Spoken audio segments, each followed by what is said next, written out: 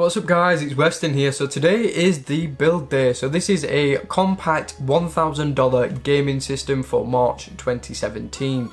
Now let's just not waste any more time and let's just show you what parts I picked for this system. So we're going to start with CPU first, and I've gone tried and tested with the i5-6600K. Now I've been using this chip for a really long time and it's just worked fantastically for me. It's brilliant for gaming and it's even good for productivity too. I edit 4K video with it and no problem whatsoever. So if you're looking at a system like this, then you can actually get some productivity done as well as some pretty kick-ass gaming as well. So yeah, that's the CPU I went with, i5-6600K. It's pretty affordable now and it's a brilliant CPU, I can't fault it at all.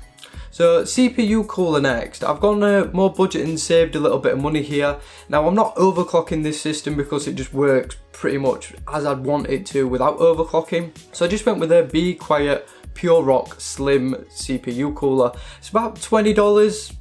Does its job. I mean, it keeps the system nice and cool. Most importantly, it's quiet and it just does the job that it needs it to. Like I said, no overclocking, so I'm not worried too much about temperatures.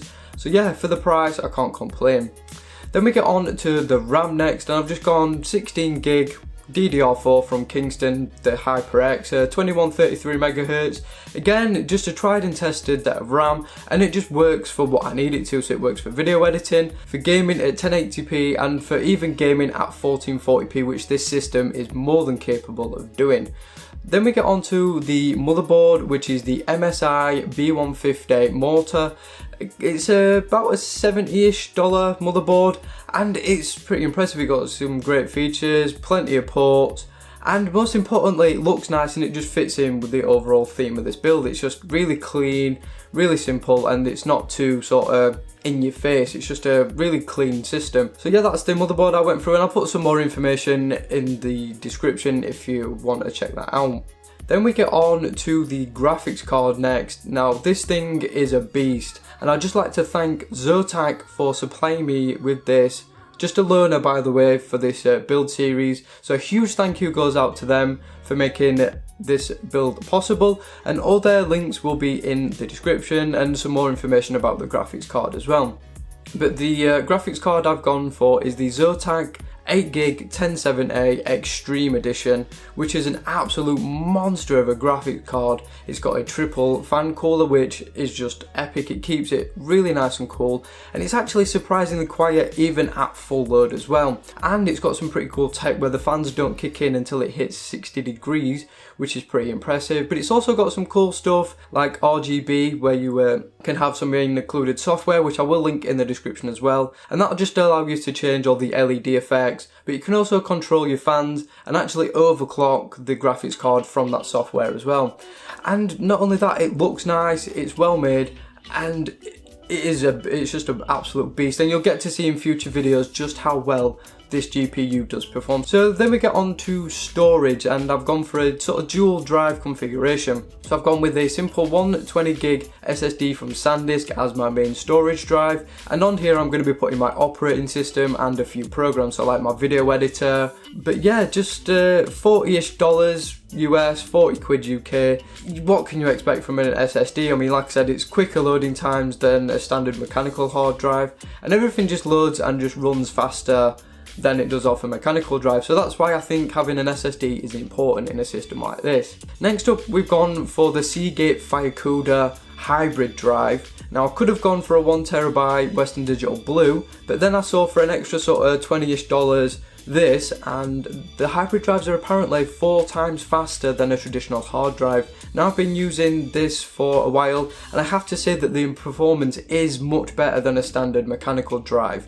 Now it's only a 5400 RPM, bear in mind, but it's still actually quicker than my old 7200 RPM drive I was using before that. So I think I'm actually going to be switching to a hybrid drive in the future because it just seems to work better, and that's what I've gone for in this build because it's just faster, games load quicker, and also I can transfer files much quicker as well. So I definitely recommend checking one of them out if you're interested. And then we get on to the power supply. Now this power supply I just had to hand, so I'll link a different one in the description, one that's actually a bit cheaper, and I don't even think this power supply is available anymore, so I will link a current one down in the description that will suit this build. Now this power supply is just a 750 watt. It's not fantastic, it's got all-inclusive cables, so it's not modular, and all the cables just makes a little bit of a mess, which you'll probably see in the next part of this series. So yeah, I definitely recommend looking at a sort of semi-modular or modular PSU instead of one like this. Like I said, it's just, I had it lying around and I thought instead of buying a second sort of PSU when I've already got one that works anyway. So anyway, it will be linked down in the description. And then we get on to the case. Now the case I've gone with, because all the rest of the hardware took up quite a big chunk of the budget, I've gone with a Corsair 88R, which is a really compact system, because we've gone for, like this title says, a compact gaming system. And yeah, it's micro ATX style. It's got a removable hard drive cage, which is something I wasn't expecting at the price. It's also got room for 2 SSDs, which is pretty impressive, and you can also put, like I said, the hard drives in, or like I've done, you can take the hard drive cage out. You can also have 2 120mm at the front, a 120mm at the back, and 2 120s at the top, so you can have plenty of fans in it, and it's pretty nice. It's got a USB 2 on the front, USB 3, and it's surprisingly well made for what it costs, just around $50 at the minute. Then finally we've got some fans, just some simple white LED ones from Corsair. I could have gone RGB, but I just wanted to keep it a little bit clean and a little bit simple looking, so I've just gone for some white fans from Corsair just to finish it all off.